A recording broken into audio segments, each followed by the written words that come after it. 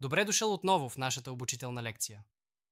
В първата част разбрахме защо тялото ни е в постоянен дефицит на инструменти, витамини и минерали. Днес ще се фокусираме върху първата група от тях – водно-разтворимите витамини. Наричам ги бързите работници, защото те се усвояват лесно, вършат си работата и бързо напускат тялото. Не се натрупват, което означава, че трябва да си ги набавяме всеки ден. Тук влизат всички витамини от група B – B1, B2, B3, B5, B6, B9, B12, биотин, както и кралят на имунитета – витамин С.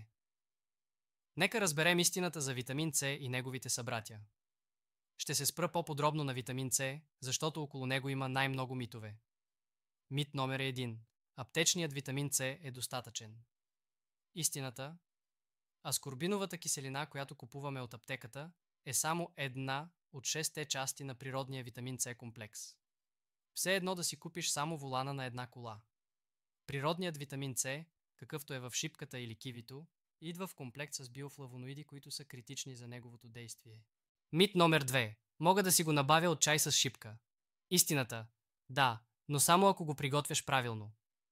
Витамин С е изключително неустойчив. Ето какъв протокол научих аз, за да извлека максимума. Никога метален термос.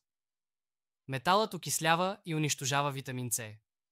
Използвам само термос с стъклена колба. Никога вряла вода. Заливам сухите шипки с гореща вода. Никакъв въздух. Пълня термоса догоре, за да няма кислород, който да окисли витамина. Приготвям вечерта, пия сутринта.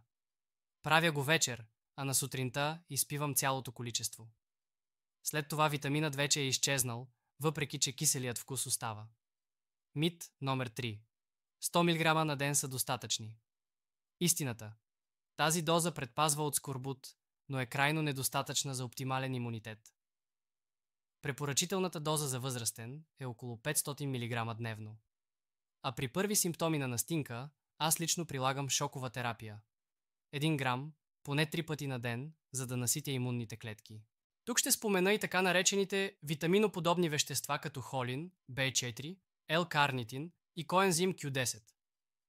Те не са класически витамини, но са също толкова важни за енергията и нервната система.